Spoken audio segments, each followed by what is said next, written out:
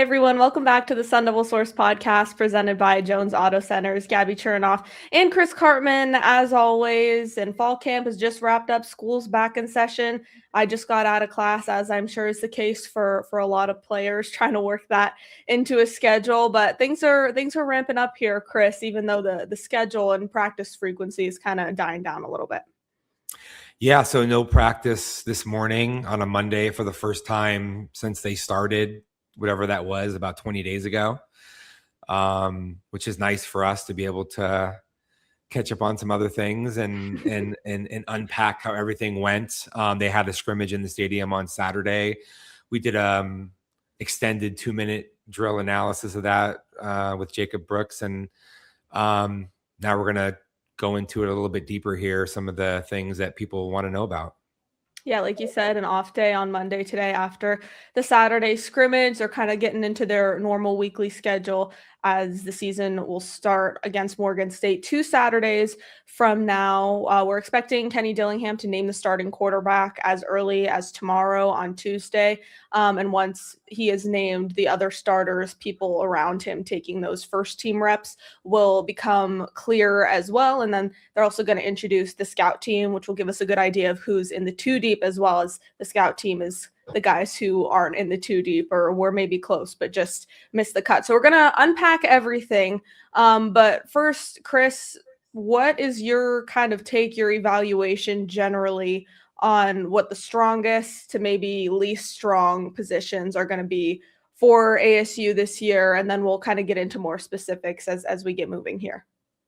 Yeah, generally I would say wide receiver is going to be a strength, as it should be, given what they did in the transfer portal. I think defensive end has looked really great throughout camp. They added 2 impact transfers to what they already had there, getting Clayton Smith back, and Roman Petrie, who made our Hot 11, is one of the guys who's impressed me the most relative to expectations in camp.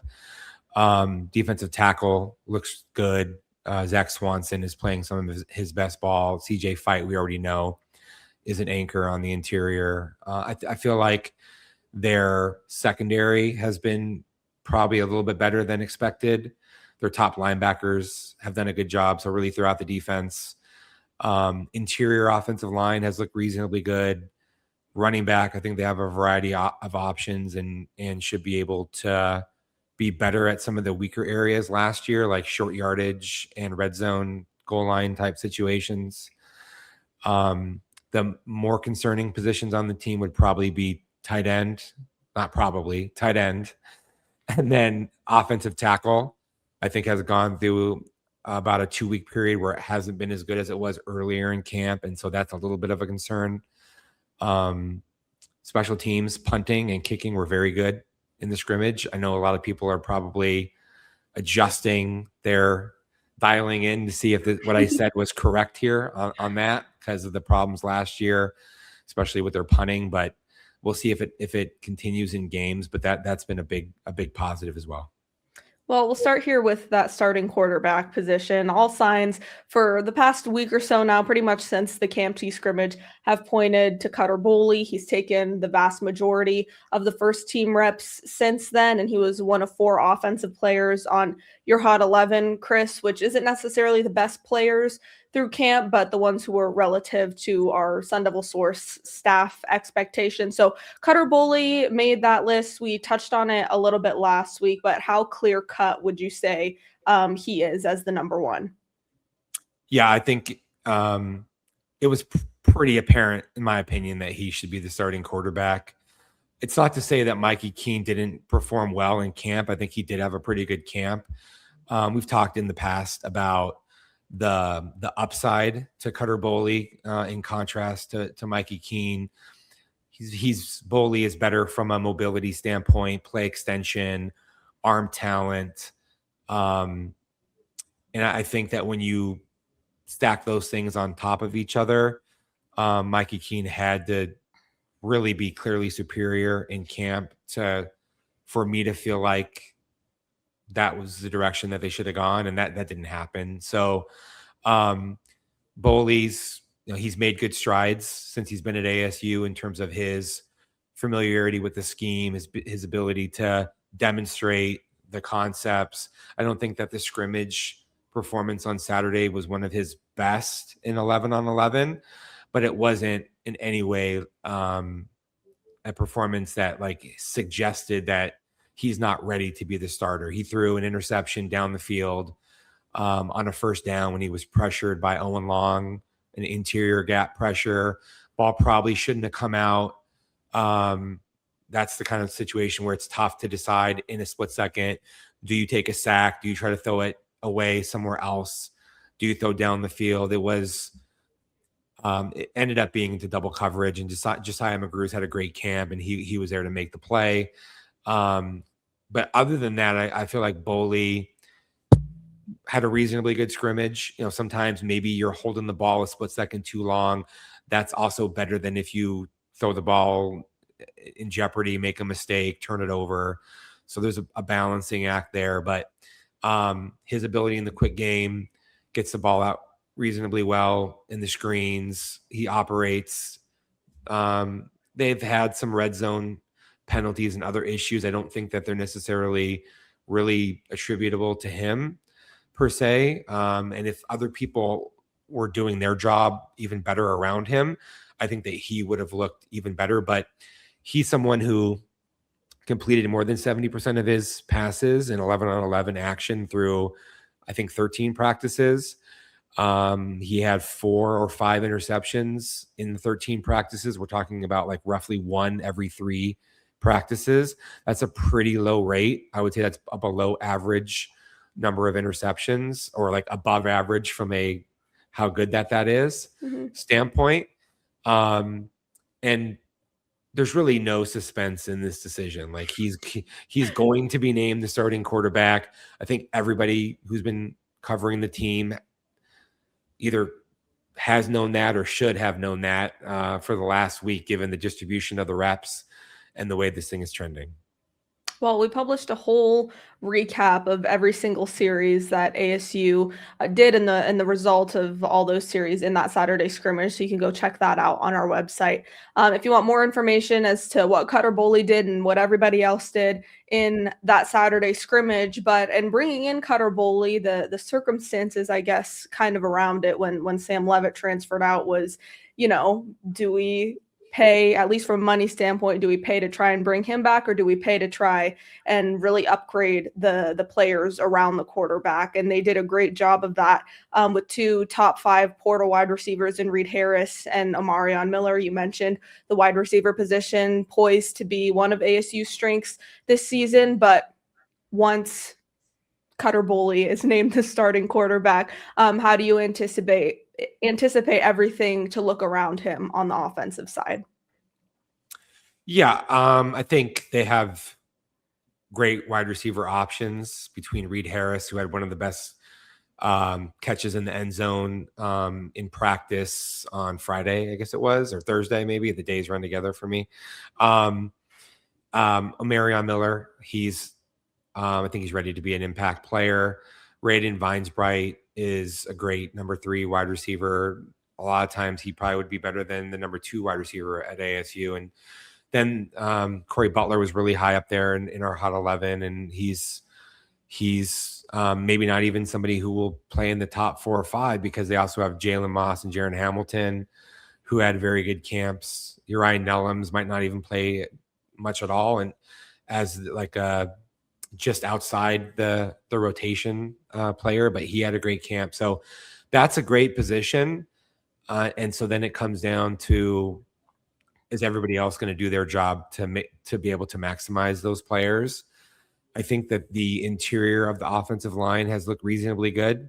Tana Alatupu at center is a pretty solid transfer coming in from Georgia Tech.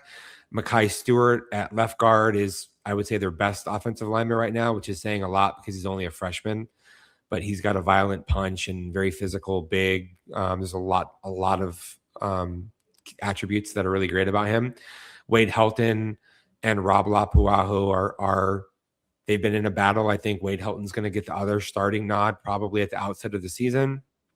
He played center and guard last year and did reasonably well, especially for a redshirt freshman. And then I think their running backs are they're reasonably good. Like they've been able to run the ball. They had two long completions for touchdowns in the scrimmage. One of them was Man Robinson on a wheel route, and the other one was Grayson Rigdon. And it's hard to really kind of separate these guys. Kyson Brown has rep with the first team like almost every day. And then the next most common first team participants have been Marquise Gillis and Carde Mack, who's a true freshman, he was one of their top 3 ranked players in this recruiting class. Still going to take some time, I think, to figure out the roles and whether or not Kyson Brown will stay atop that group. And then others like Jason Brown, I think, have been still pretty impressive when they've had opportunities. So that's going to take some time to sort out. The biggest question right now would be the tight ends. They haven't had Kamari Anderson out there at all. And he's a week 1, week 2, week 3, somewhere in their time frame. They really need him because it's a drop off to the other options. Those guys got knocked back. They couldn't set the edge. They couldn't reset the line of scrimmage forward. They didn't do a very good job in pass pro. There's just a lot more that needs to happen for those guys to be playing at a better level. And then offensive tackle, they gave up 5 or 6 sacks in the scrimmage. And between Jalen Clem and Champ Westbrooks, those guys started against Duke and they played well in the Sun Bowl. That was their first time starting. And I don't think that they're ready to be to where we can bank on them as like very highly reliable players. It's more so there's going to be some ebbs and flows, probably some games where they're playing really well and others where that's maybe a little bit of an issue. Luke Baklenko has started ahead of Champ Westbrooks at left tackle with the ones for about a week and a half or so. And we'll see. That's a continuing position battle that we got to watch moving forward. And Jermaine Mitchell, I think he had a pretty good scrimmage at tackle, but he's also not probably quite ready as well as some of these other guys are. So I think that is a pretty cursory look at the offense.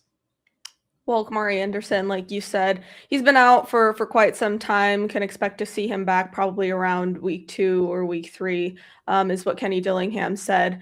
But you tight ends and offensive tackle, the 2 glaring weaknesses on that side of the ball, relative to other positions, how detrimental or not can those 2 positions as weaknesses be for an offense?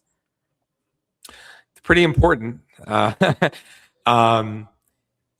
What we saw in camp was they played fewer 12 personnel looks where there's 2 tight ends on the field than maybe they would typically in some of these settings because of that position not doing as well without Anderson. So that means that they may play more with 4 wide receivers on the field, 10 personnel, or 20 personnel, 2 running backs, 3 receivers, 21 personnel, 2 running backs, 1 tight end. Perhaps the biggest question from a limitation standpoint would be whether they're going to be able to max protect with some play action shot plays to the degree that Kenny Dillingham would probably like. When you have the type of receivers that they have, you would like to be able to get the ball down the field to these guys. But you need to be able to protect to make that happen. The risk of negative yardage plays is a real concern, and you don't want to have that. So you may not take that risk, and you may be more prone to quick game throws, screens, and running the ball because you're trying to get the ball out of the quarterback's hand and not have negative plays, and you like your playmakers.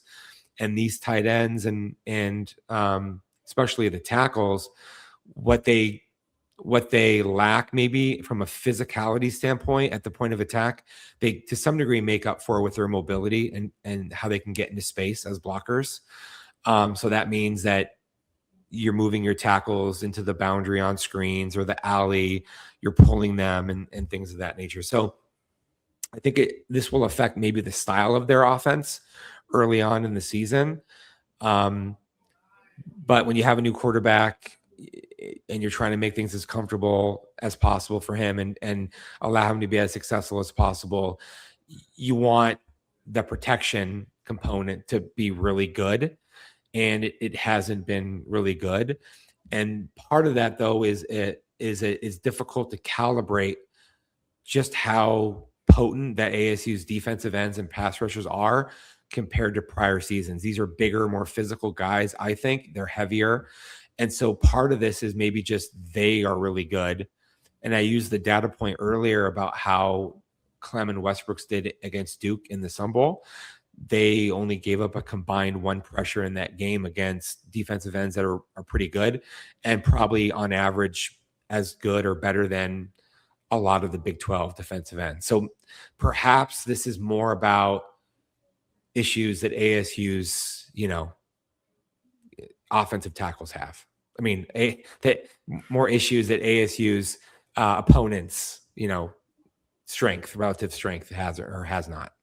Well, we're going to get into the defense and kind of some of those strengths that you mentioned that might be what is actually the problem for the offense and some of these tight ends. We're going to look at special teams, how that will look relative to last year, how it looked on Saturday and through ASU scrimmages, and kind of an outlook for the last 2 weeks or so before ASU gets its season started at home against Morgan State. But before we get into all that, we're very proud to be partnering with Jones Auto Centers, have them as our presenting sponsor for the second straight year. It's truly a concierge service. It's our high recommendation that you go to Parker Jones and Jones Auto Centers and Jones Ford Verde Valley. If you're in the market for a new or used vehicle, we have the website linked in the description box of all of our podcasts on YouTube, Spotify, and Apple Podcasts is in the description of those latter two as well. So if you are in the market for a new or used vehicle, Jones Auto Centers has been a partner of ours and a partner of Sun Angel NIL for quite some time now. So they're very big supporters of the program, as I'm sure most of you who are listening are. So kind of aligning those values, definitely go check them out if you are looking for a new or used vehicle. And you can reach out to Parker Jones directly via email or via his phone number, like I said in the description, on all platforms for our SunDevilSource podcast. We'll be back after a quick word from them. For over 60 years, the Glenn Jones name has been recognized for integrity and honesty. And the Jones Auto Centers in Wickenburg. Jones Ford Verde Valley. Take a nice country drive out the Buckeyes. When you're talking about Arizona's best, you're talking about the Jones Auto Group. It's quick, fast, strong. I want to invite you to visit our new facility in Casa Grande and enjoy our country-style way of doing business. We're the Joneses.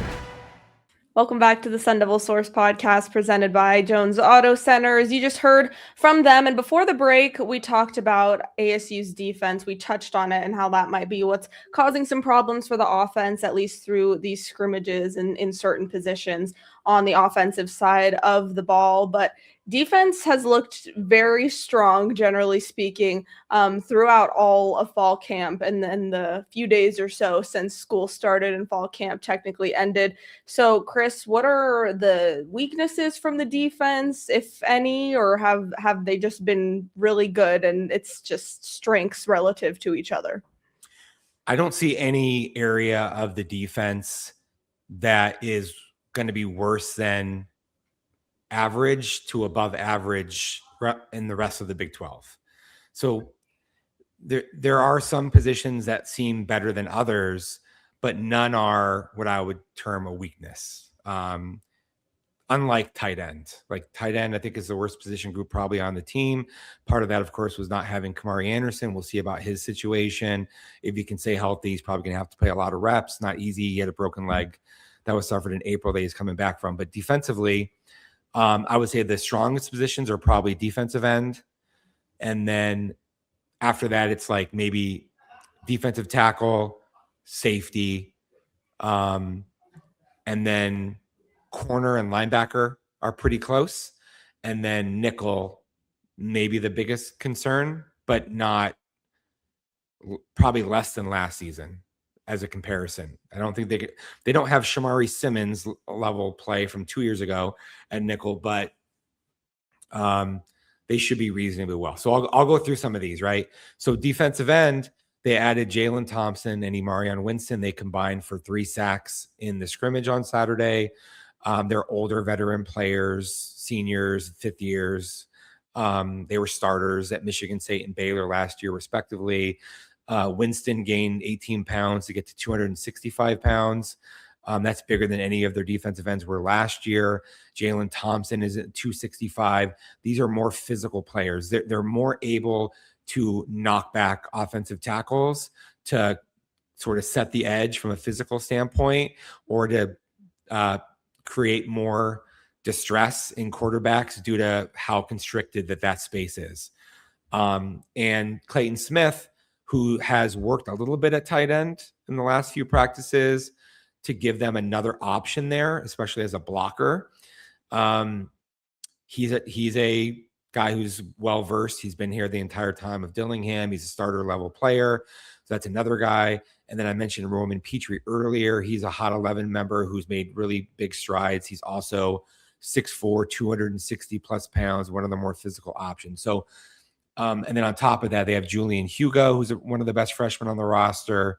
So they're very potent, I would say, at defensive end, and I expect that to be a position of strength.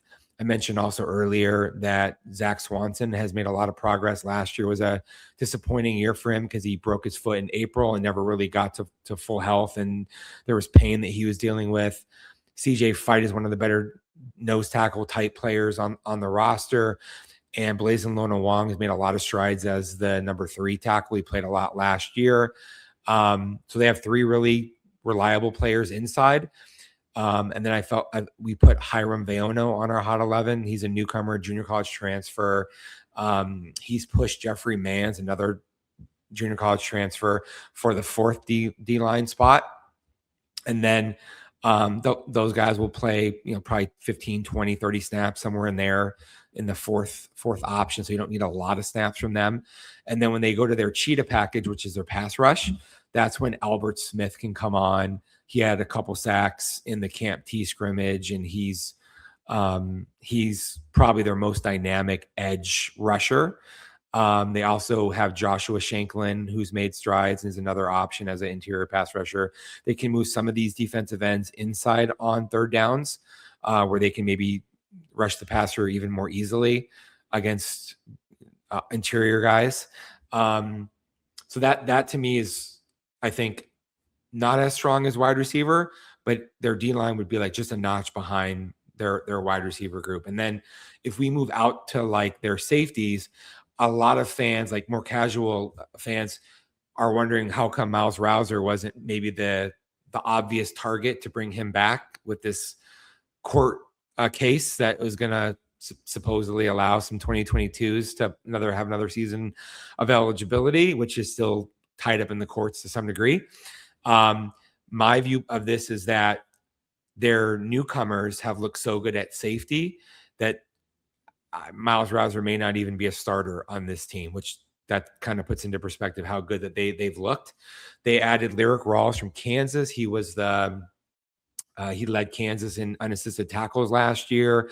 He's the only non-newcomer who's on the Pat Tillman Leadership Council. So he has a lot of great intangibles. He can play boundary or free safety. And then Josiah McGrew, who came in an FCS level transfer, had 4 interceptions last year as a true freshman. I think he might have the best NFL prospects long-term of anybody in this group. He had the interception I mentioned earlier. He's added 15 pounds since arriving at ASU. I think he's ready to be a starter at the free safety position. So theoretically, if you were to put McGrew at free safety, Lyric Rawls at boundary safety, which is where Rouser would have been, well, then you have 2 other players who've started and played a lot at ASU, Montana Warren and Boogie Wilson, as options to start at the nickel position. And I think that's very close between them. Like, the other possibility is that Boogie Wilson could potentially start at free safety, Montana Warren start at nickel, and Josiah McGrew is the first backup who comes in at times. And I'm not sure what they're going to do there, but I think nickel is a little bit more concerning than boundary or free safety, primarily from a coverage standpoint, but that position is relied upon to take on blocks, to defend the run, to be physical in the alley. And so there's a lot of aspects of it. It's not really like a nickel in the traditional sense. It's more like a star player in other college defenses. And they've had reasonably good play from Boogie Wilson and Montana Warren. Maybe not quite as consistently good as what I think I've seen from Lyric Rawls and Josiah McGrew. But I think safety is also reasonably strong overall coming into the season, which is a really big deal because they lost a lot. Rouser, Xavier Alford, last year Kendrick Breedlove played a lot as a nickel, so that's a big deal. And then corner, I think, is really strong because primarily Ashton Stamps, what he brings. I think he's one of the top 5 or 6 defensive players. He started a lot of games at LSU as an underclassman, lost his starting job last year, transferred. When ASU lost Keith Abney and Javen Robinson, okay, that's like that's a blinking light that you have to be aware of. And now I feel like Ashton Stamps has been extremely steady and reliable. And Rodney Bimmage, who I've said for a long time now is one of their better younger pro prospects. I think he's come into his own and had a good camp and physical. And, he's not been perfect. He's given up a few plays, but you're going up against Reed Harrison or Marion Miller every day. So that's a big deal. They did have a season-ending injury. It was a core injury suffered by Nigel Pringle in the Camp Tonazona scrimmage from blunt force. And they had already parted ways with Chance Rucker, who had come in from Michigan State. So they're now thinner at corner. The positive is that Daquan Dunn, who also was on the Hot 11, has had a phenomenal camp, and he looks like he's ready to play right now.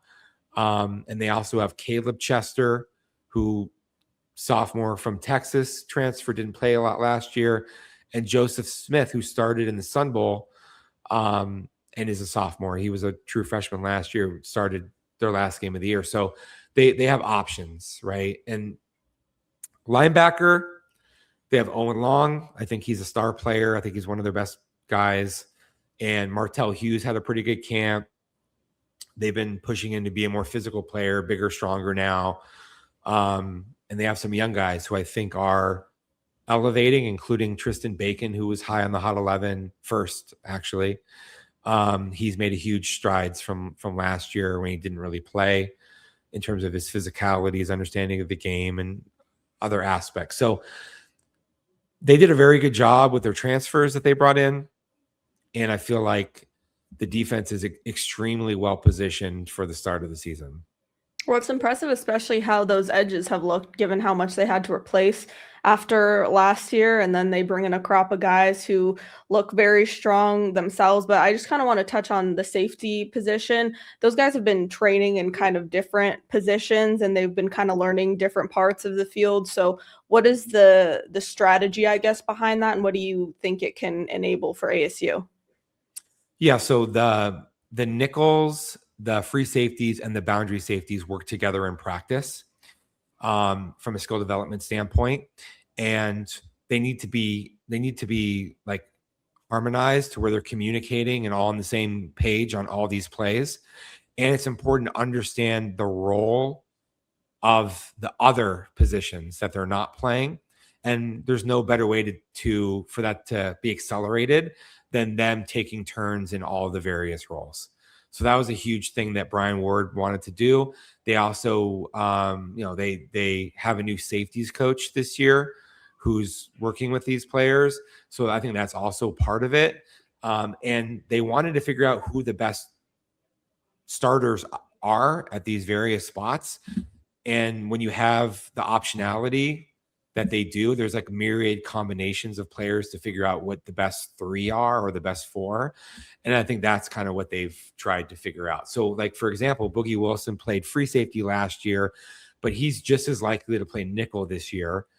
Lyric Rawls is new, so you want to have him learn free safety and boundary. Montana Warren has played mostly nickel, but when he got to ASU, he played a lot of free. And then I think that his best position might actually be boundary. So you want him to learn that position as well. So I haven't even mentioned Kyan McDonald, who played free and nickel over the last couple of years. And I feel like he had a very good camp and got bigger, stronger, and his assignment soundness has been good. And so he's like probably also ready to start or be right there. It's just that they're talented enough that, not everybody who's ready to play is going to get a ton of snaps. So they have a good problem to have in their safety nickel group. And if somebody's not, for whatever reason, not performing to expectations, or they have some, they're in their head and maybe they go through a bad stretch, somebody else is going to be out there that can do the job reasonably well, or maybe even very well. Well, you also said earlier, you said that the edges are good, but not as good as the wide receivers. Do you think the wide receivers are going to be ASU's best position on the team this year? Probably.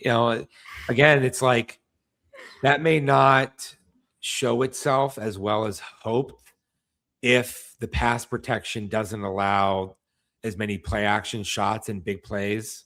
The really big flashy plays are what really catch everybody's attention. But football is a game where 11 people all have to be in sync doing their job to make any type of play concept work. And so the protection has to be good. The route has to be one. The quarterback has to get rid of the ball on time, or even be able to get rid of the ball when he should. And running backs have to protect tight ends. So there's a lot of things that all have to go right to be able to allow those wide receivers to flourish. I do feel like the blocking has been really good on the perimeter from some of these wideouts, and that's something that Hines Ward really demands of the position. And when it's so competitive, it kind of elevates everybody's understanding of what they have to do to be able to play. So I think we're going to see a lot of screens, a lot of quick game, a lot of, running backs in a variety of types of play. But yeah, I would say the wide receivers are the best position group. DN's probably second. After that, it gets a little bit tougher to pin down, because I think a bunch of them are in reasonably good shape. Yes, as Hines Ward says, if you don't block, you don't get the rock. No block, no block, no rock. We're going to have a whole predictions podcast too, with all kinds of predictions like that next week. So stay tuned for that. Special teams, glaring weakness from last year. Brought in Nick McClarty and Mike Seifries, an NFL vet with tons of experience, to be the punting specialist. I talked to Nick McClarty after that Saturday scrimmage. He said it's really special to be able to have a coach like that who can give you that individualized, specialized instruction like Seifries does. So, Chris, just how has the entire special teams unit, and especially the punting, look to you throughout these 3 weeks or so? Yeah, cautiously optimistic is the way that I would phrase that. Like, the scrimmage was excellent. They, kicking wasn't really a problem last year with Jesus Gomez. He missed a couple that maybe on average he would have made more at a higher percentage. But it was really the punting. Pardon me for that. Punting was bad, like second to last maybe nationally in net punting average. So they, as you said, they brought in Mike Seifries, former really excellent NFL punter.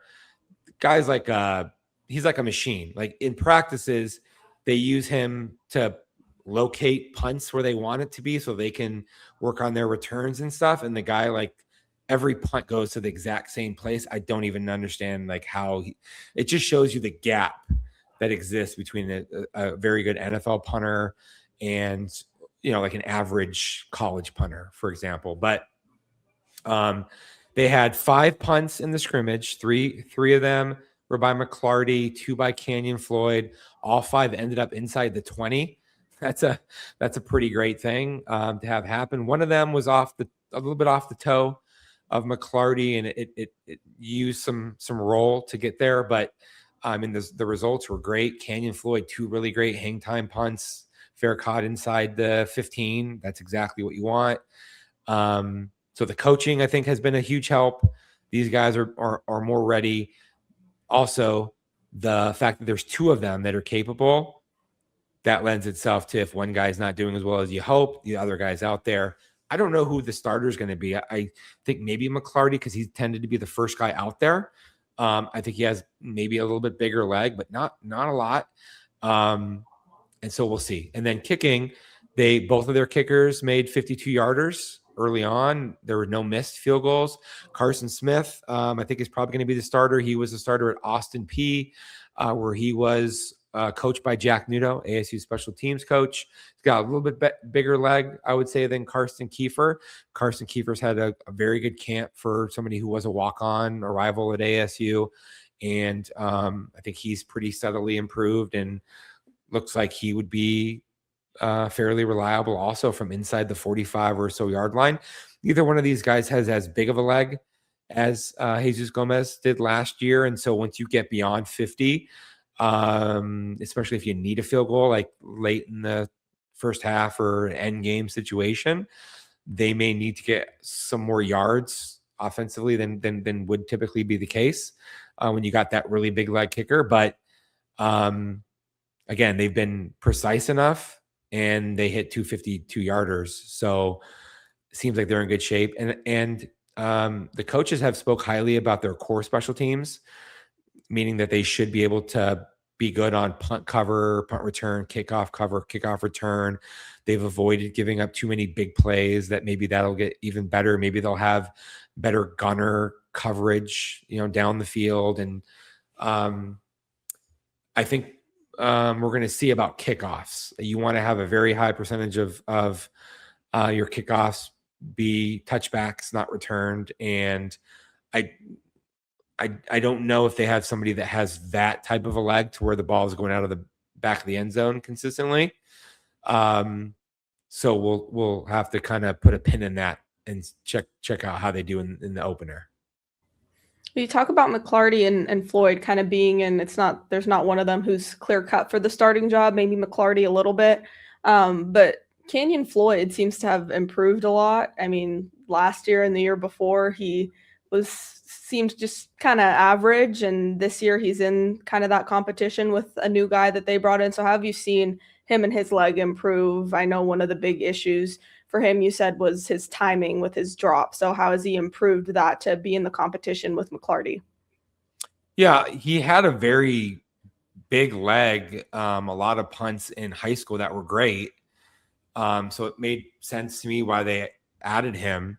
As a freshman, I think the operational quickness has to be faster than in high school. And so that means that the accuracy from the catch of the snap to the steps to repeating the drop, I think that is much tougher to be able to execute. And so that, I think, created some inconsistencies in his first year. Of course, he worked on his strength and flexibility and just thousands of reps of drops and everything. But then last year he had the quad injury from the outset of the year. And that, I think, never probably was fully healthy. So when you have that on top of the other issues, and then you not getting that level of coaching from somebody who is a punter, I think all that kind of together made it more difficult. His leg is plenty good enough to be a good kicker in the Big 12. And I think now we're seeing the timing and the accuracy of everything that he's trying to do with his hands to put the ball in the exact same location that he wants it to be on every type of punt.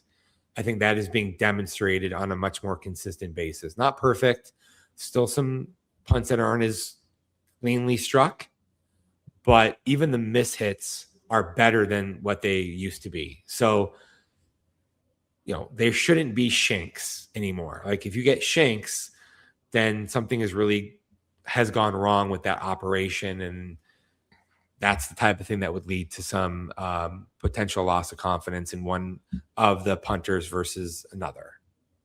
Well, a little less than 2 weeks until that opener against Morgan State. We're expecting Cutter Boley to be announced as the starter soon so he can start practicing, get more reps with those guys who are going to be the ones and in the two deep with him. And Boley seems to have improved a lot over this since the spring, I guess, too. So how can he kind of continue that until the start of the season? Yeah, so in the spring, you're thrust into a new scheme. You're learning the terminology.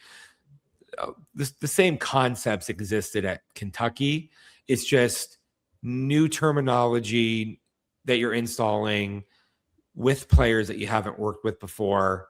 So all these things are new. And when he did make mistakes, I felt like usually it was related to something that was more newer that they were installing. And then he worked with Taylor Kelly, former ASU quarterback, very successful, who does a lot of training and development of quarterbacks in California. He worked with Boley and Kelly worked together on his footwork in the off season. And I felt like a lot more precision in his footwork and his steps and what he's trying to do with his drops, his working his feet through, pointing to the target, stepping up, being able to roll and throw on the move, especially to his right. He's a very good roll right thrower off platform. Taylor Kelly had very good feet. That was probably the number one strength of his game in terms of from the physical tools that put him in position for a lot of things that he was able to do in the read option game and the timing of his throws and getting the ball out accurately.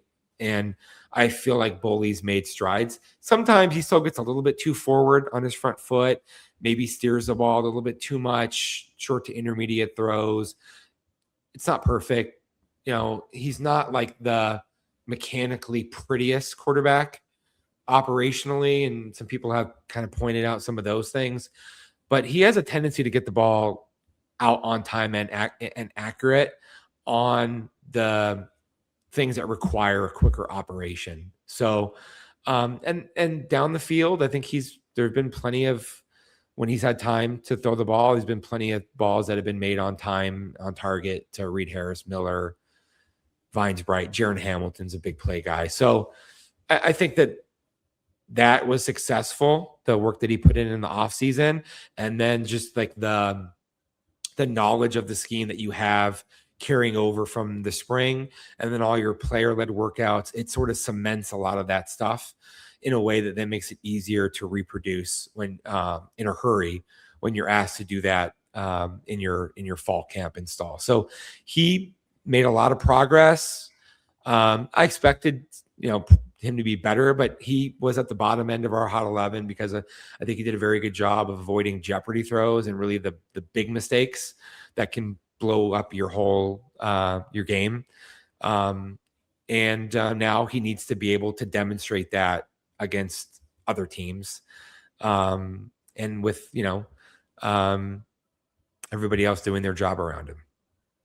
Well, what else in these last couple of weeks is still left to learn as far as who's going to be a starter, just situationally, anything that we're still kind of up in the air until the start of the season? Yeah, I think there's clarity about the health status of some guys. Some guys haven't been fully practicing, or they're dealing with certain injuries or whatever, and we're a week and a half away or whatever from the start of the season, almost 2 weeks. Some of those guys may get better. Some of those issues may persist, or maybe we'll find out clarifying information about readiness to play. And then I think there's a lot of battling for spots that are like top backups or top rotational. Like I talked about the fourth D tackle. Who's that going to be? Who are the linebackers that are going to play a lot behind the top guys? How are they going to figure out the 4 players for 3 spots at safety? And who's going to get the most tight end reps behind Anderson? And is Anderson going to be ready? And then how will they figure out their running back distribution? Kyson Brown, I'm sure, is going to be the starter. I think Marquise Gillis and Jason Brown are ready to play at a pretty high level. The coaches seem to like Carde Mack. I think that he's ready. He did have a couple of 3 fumbles in camp. So that's something to watch. The red zone execution has been mediocre in 2 scrimmages in a row. Are they going to be able to remedy that in 11-on-11 segments that we see here over the next week and a half? Or will that be a concern area as they enter the season? And they haven't had too many procedural penalties, but they have in a couple of these scrimmages. So what's the deal with that? And we're going to just hone in as much as we can on some of these things. And then we're going to have our season preview podcast where we make some bold predictions and put some stuff out there. And then, hopefully we end up not looking too bad about the things that we say. We looked pretty bad last year with some of those predictions. Can I just, my interjection to that would be, so I predicted ASU would win 10 games last year. What did you say? I said 11 and Luke said they were going to go undefeated. Okay. But here's the thing. They had several of their best players get hurt, which affected most of their season. Like Xavier Alford didn't play in any Big 12 games. Ben Coleman was their center who got hurt in the 5th or 6th game. Sam Levitt had a Liz Frank injury that he was dealing with from Baylor, which was in the end of September, probably, right? Mm-hmm. Jordan Tyson had the hamstring injuries from Texas Tech, and there were other guys. And so pretty obviously, if we had been told that those things were going to happen to star players, nobody's predicting 11 or 12 wins. Probably nobody's predicting 10 wins. I certainly would have been more like an 8 or 9 win prediction had I been told those things in advance. And that's why predictions, it's uncomfortable putting them out there because there's no context and you don't know how a team is going to get through the season from an injury standpoint 1 year versus another, or also you don't necessarily know how good some of these other teams are going to be. In the past, it was easier to predict because they were less reliant on transfers and their rosters and teams didn't change as much from 1 year to the next. Well, now, like ASU's 2024 team was a dramatically different team than it was the year prior, and it eliminated the Big 12 media poll. So, I think, we have to just make our predictions based upon what we know. And then as things change, you just tell people, well, this would have affected what we thought was going to happen with the team. Well, it's a fun podcast for sure. All 6 of us giving our predictions in pretty much every corner of ASU's team, ASU's season.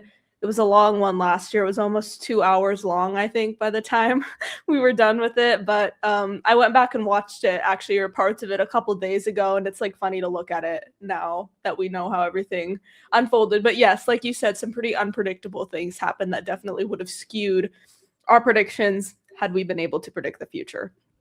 Lots of other fun stuff coming early next week. That podcast will drop early next week, and we're all antsy for the start of the season.